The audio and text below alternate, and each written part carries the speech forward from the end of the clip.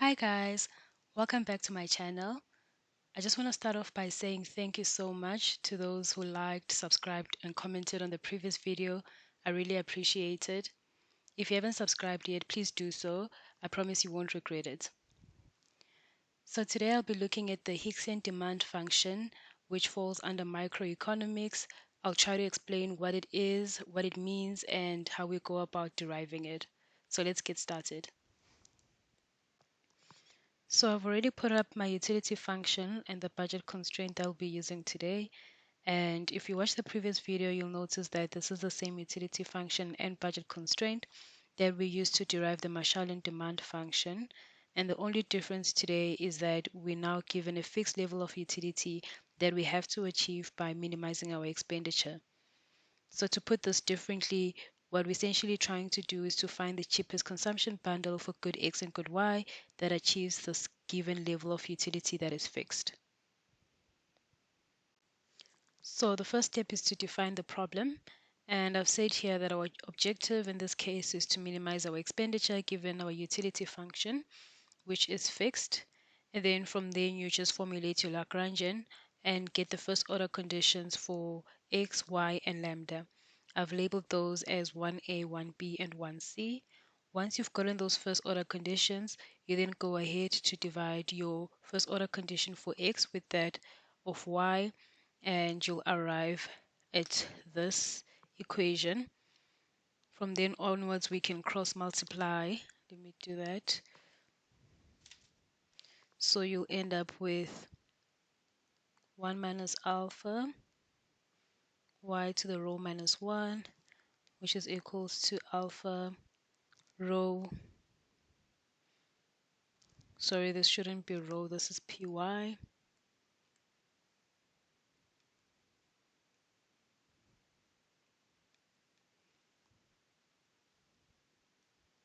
So this is alpha price of y x to the rho minus 1. So this is what you end up with. And on this side, there should be price of x because you've cross multiplied. Yeah, so this is what you end up with.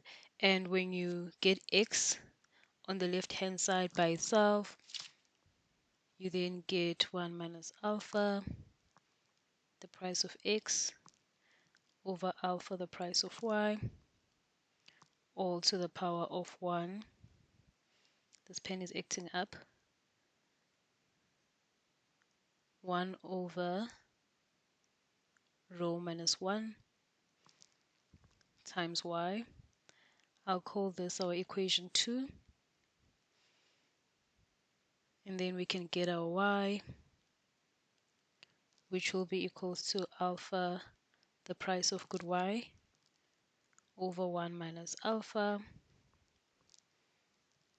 the price of good x.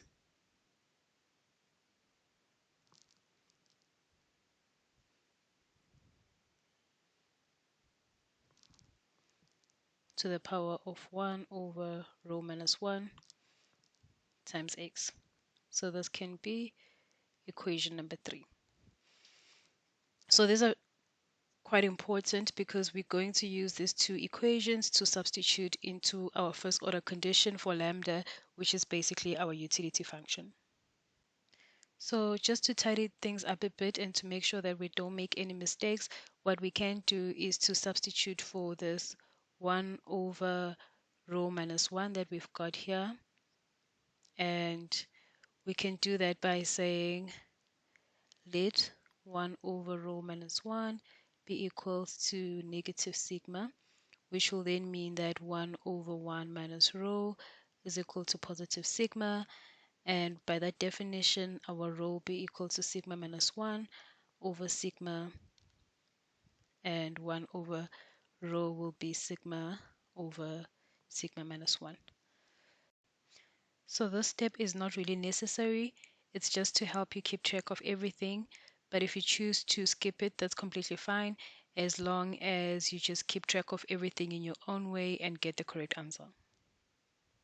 So now we can substitute our x in the utility function. So we'd say that u alpha x rho plus 1 minus alpha y to the rho 1 over rho.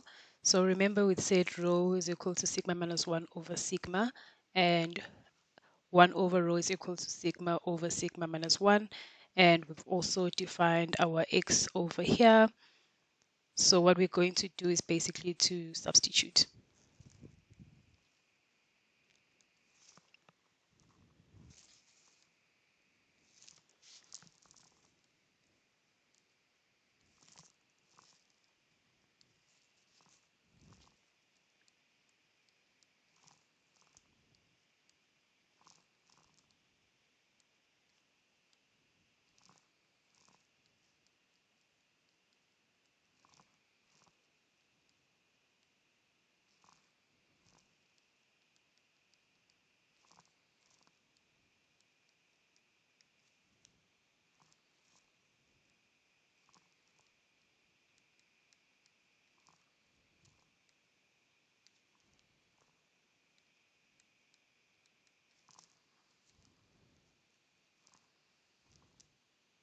So now that we've done this,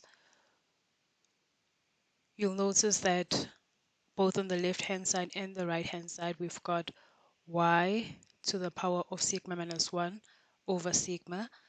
And if you multiply that out with the sigma over sigma minus 1, it'll basically be y to the power of 1. So we can move that outside the bracket.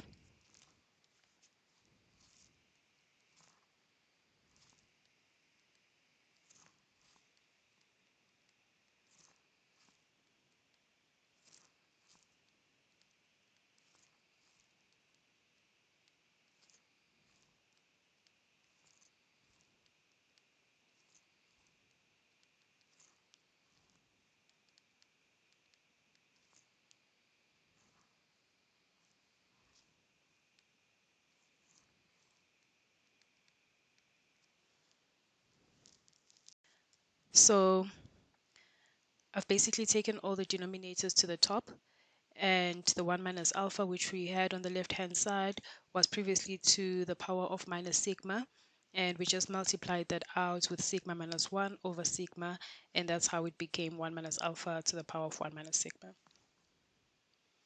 I hope you're following this far. So we can just take y to the left hand side,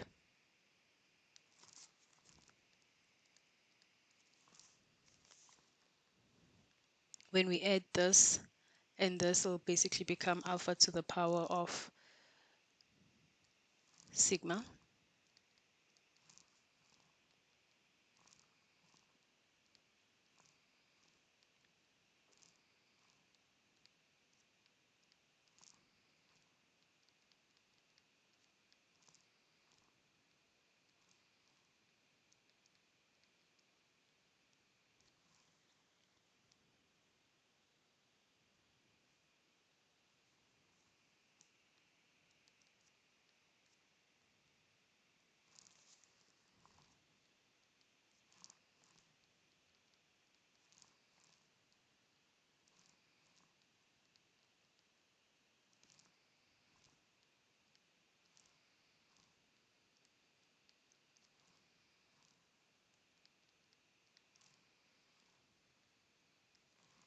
So because I've brought everything to the top, which means this sigma over sigma minus 1, we can multiply it by negative 1, and we'll get sigma over 1 minus sigma.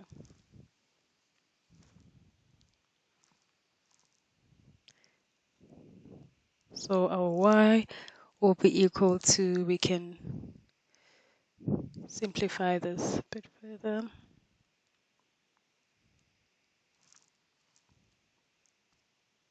Can say 1 minus alpha over py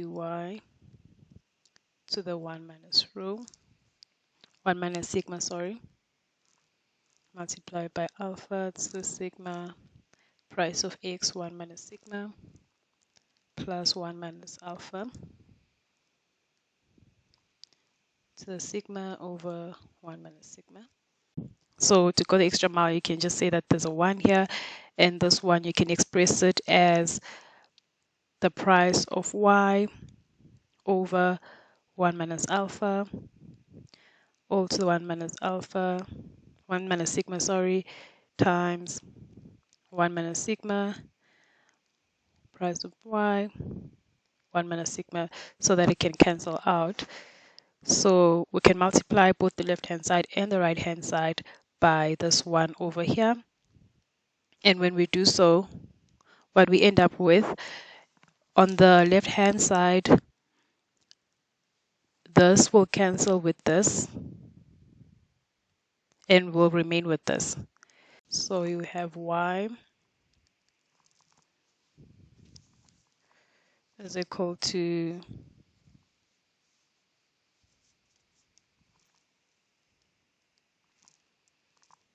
1 minus alpha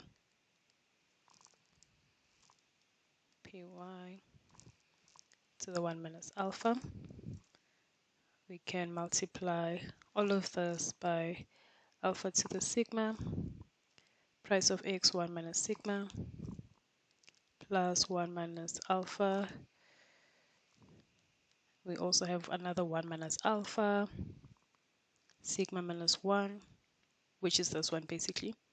Sigma minus 1, since we're bringing it on top, times the price of y, 1 minus sigma. And we can close this bracket, and everything, including this, is to the power of sigma over 1 minus sigma. Cool. So now that we have this, we can just simplify a bit further. Say u to the 1 minus alpha for the price of y. So this 1 minus sigma and this 1 minus sigma will cancel, so you'll be left with sigma times alpha to the sigma, price of x to the 1 minus sigma, plus 1 minus alpha to the power of sigma, price of y, 1 minus sigma, all to the power of sigma over 1 minus sigma.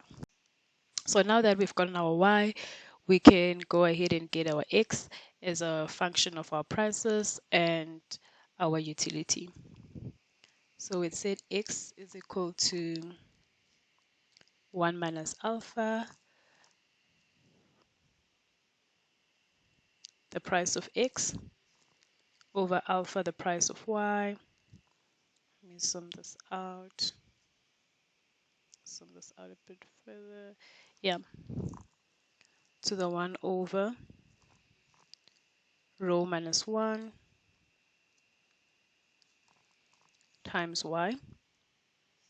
If we substitute, we'll end up with x is equal to 1 minus alpha, the price of x. Sorry, my pen is running out of battery and I just want to complete this. This is to the power of negative sigma times our y is this whole function over here that we've just gotten. So it's quite long. We can just copy it as is, which is our utility, 1 minus alpha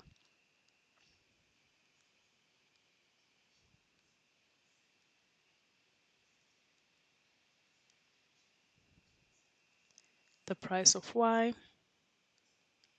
to the power of sigma, got our alpha, sigma, the price of x,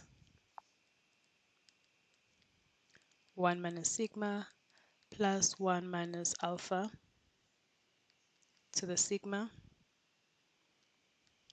the price of y, 1 minus sigma, to the power of sigma minus 1 minus sigma. So this is our x. We can go ahead and simplify it even further. It will be x is equal to our u of alpha, price of y,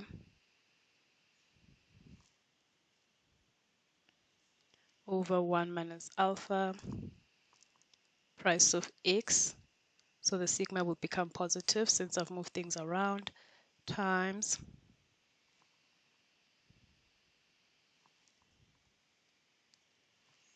one minus alpha over,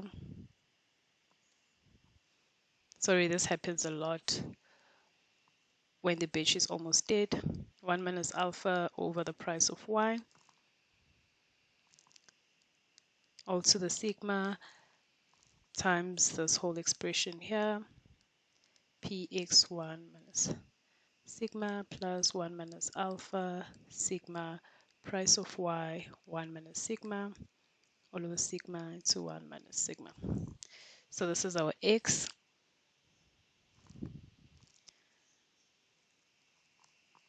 And if we simplify, we will get, so we've got alpha over price of x.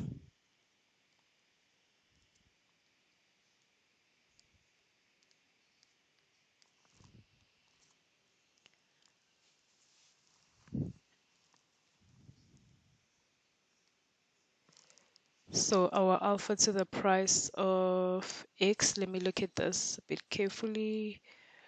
So our 1 minus alpha will cancel with the 1 minus alpha, our price of y will cancel with our price of y. So all of this will be to the power of sigma times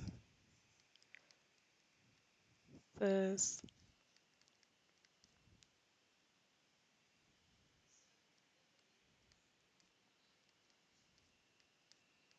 sigma 1 minus sigma. So we're done. So this is our answer. This is our x as a function of our prices and utility. So that's it. We are done. I hope you guys found this video easy to follow, and let me know in the comment section if this was helpful at all. Also, I apologize again for all the trouble with my pen. I'll try to have it charged ahead of time for the next lesson. So that's it for today. Don't forget to like, subscribe, and comment. Till next time, cheers!